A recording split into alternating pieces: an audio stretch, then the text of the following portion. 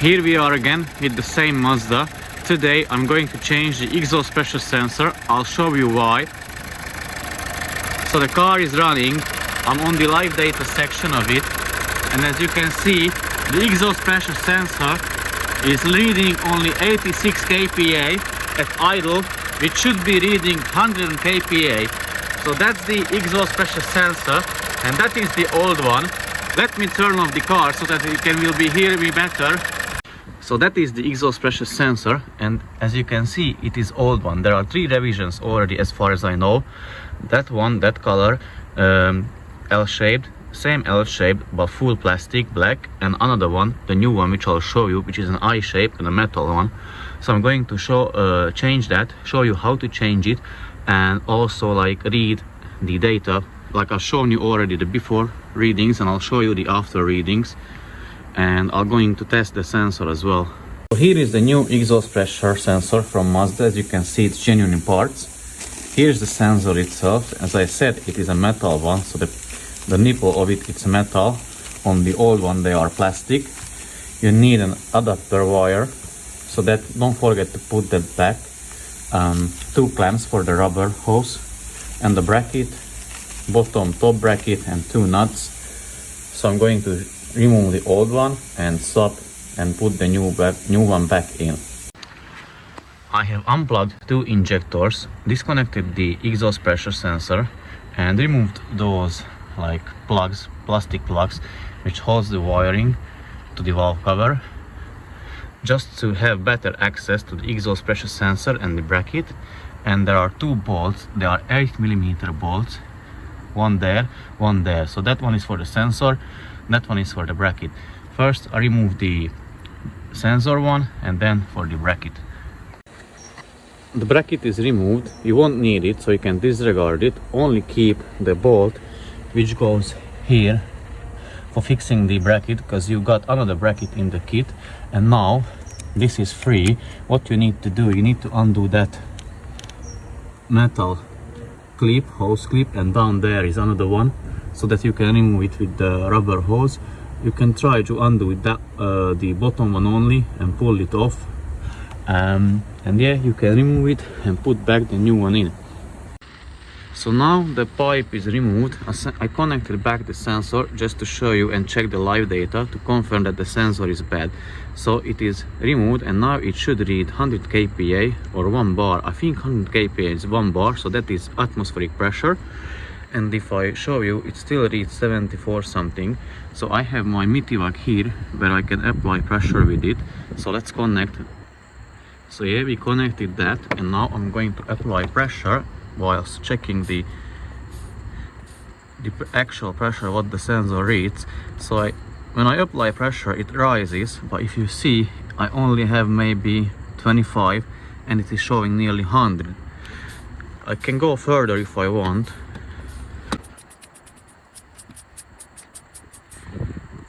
So now it is in red, so showing 158 kPa, and we are not even at 100, so that I can confirm that the sensor is bad. And pipe, I'll clean the pipe down there as well, because I've seen like a bit of carbon deposits there as well. So here is that pipe which is underneath the pressure sensor. Obviously this is not from this car, because it's really difficult to remove. I just got an old one, so it's down there, and you need to clean it as the best you can. So how we do it, with a wire, piece of wire, just put it in and then try to clean it, spray some cleaner in there, and then clean it. And again with this like pipe blockage tool, you clean it as much as you can. Obviously, unfortunately, it can't be 100% because there is like a very tiny hole on the end, and there is a banjo bolt, so you won't be able to clean it 100%. But without removal, this is the best what you can do. And then I'll pull vacuum on it and see if it lets, or if it has any blockage, or if it has a free flow. I already pulled vacuum on it, but let me try to show you as well. Yeah, so it goes back. It's not exactly free flow, but this is the best what you can do. And once you're done, you can put back the new sensor check again for live data if it reads the correct pressure, and then you're good to go. The new sensor is wired up, as you can see, and let me show you the readings. It is nearly 100 kPa, so that's where it's supposed to be. So now we verified that the wrong one is being changed, so now we rectified the issue. You can just put back the parts, start it up, fire it up, take it for a spin for a test drive, and the car will be good to go. Okay, the new exhaust pressure is put back together. I just need to cut the zip ties, start the car up, delete the fault codes, check the live data, and take it for a test drive and give it back to the owner. As you can see, this is a new bracket, so basically you keep the old bolt for the bracket, and here the bracket goes that, I don't know what that is, a neck, which is held by a 10mm nut, two of them. It secures the sensor in its place, and yeah, the car is good to go.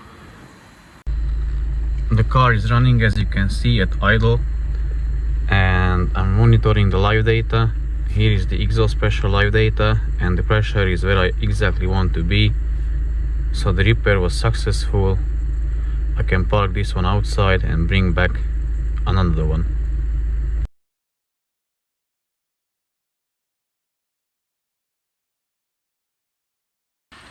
Okay, this Volkswagen Polo came for a full service. Here in the UK, full service consists of oil change and all the filters, so basically air, cabin, fuel and oil filter, and that's it. But to me the engine seems a bit like tilted that way, so probably maybe need that gearbox top mount or engine mount has to be changed as well.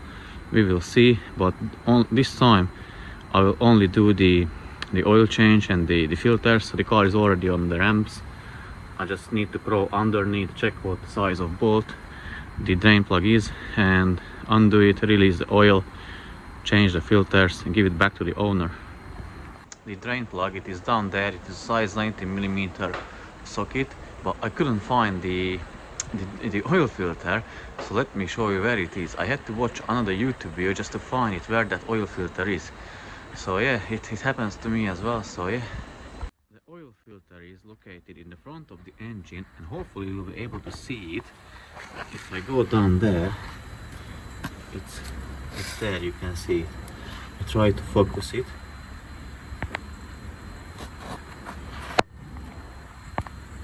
Yeah, that's the oil filter, and it has a, you will need a 30mm socket to undo it.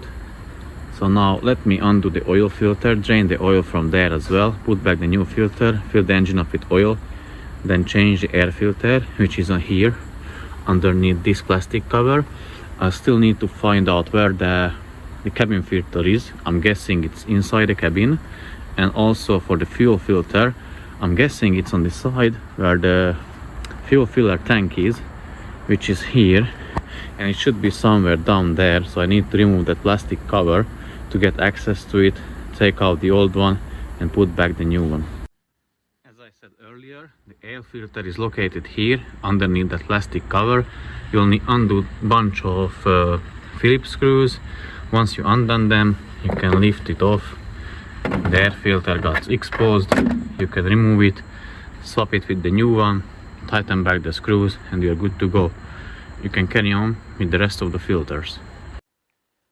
So already air filter replaced, oil filter replaced, oil changed, and now the cabin filter. I have to tell you that I cheated again, because I went on YouTube and checked where that is located. Although suggested or thought that it will be on that side, on the passenger side, if it's a UK car or a right-hand drive car, and from underneath somewhere, but I didn't know, didn't want to waste time, so I don't take the credit for it. I looked it up and it's down there underneath the footwell area, or in the footwell area. So let me show you exactly where it is and how to remove it or undo it. So in the right-hand drive cars, you have the footwell area here, the passenger side, and if you look underneath it, thankfully it is not even covered, so if you look underneath it, there is the air filter location, that one. So you basically just push those two tabs together to each other. Hopefully I'll able to record it. Let me switch to another camera. So now you should be able to see it better. So basically push this one there, this one in. Yeah, now they should come, it should come off. Yes, you can remove the old air filter, blow it out a little bit, I mean not the air filter but the area, and then put the new one back in. Oh, and check the airflow. I guess the airflow will be that direction, so the arrow will be pointing that direction because the air is coming through here to that area, but let me check.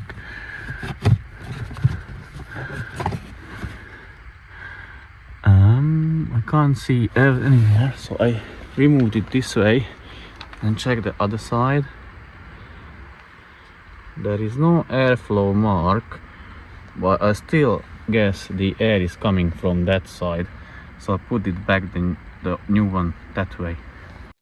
So first I'm going to fill the engine up with oil and then go down from the ramps and just reverse on one ramp with the right rear wheel, because the fuel filter is located there underneath the fuel tank.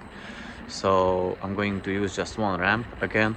I didn't know it for myself because I never done fuel filter on this one before, so I looked it up on YouTube. That's what you're supposed to do as well. You can find a lot of helpful information out there. So let me fill this one up with oil. It takes 3.5 liters of engine oil. Once I filled it up, I'll drive off from the ramps and reverse on just one. Here is the fuel filter for the Polo. It has 3 connectors, like 3 fuel lines, 1, 2, 3. I got pliers for them, as you can see, but you should be able, because they are push type connectors, you should be able just to push them and pull off the fuel lines. And also this one, the fuel filter is held in a bracket underneath the car. I'll try to show you where it is located, how it is looking like, but I won't be able to record it.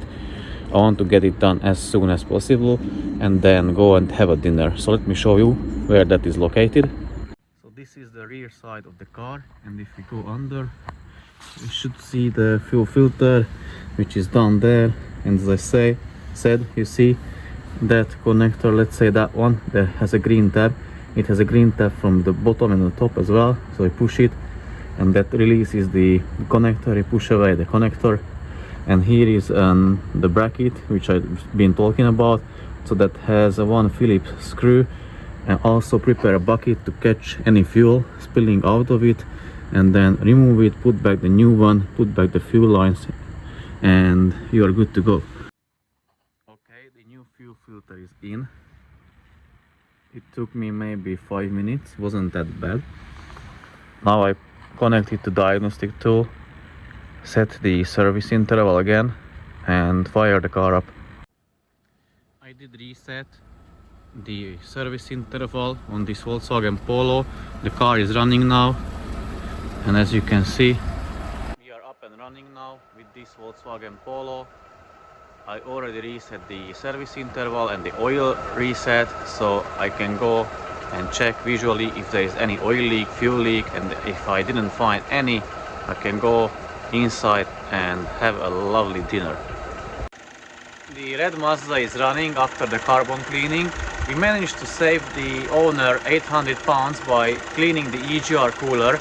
We ran it in the ultrasonic bath several times for 2 days, and also let automatic transmission fluid sit inside and then cleaned it that way.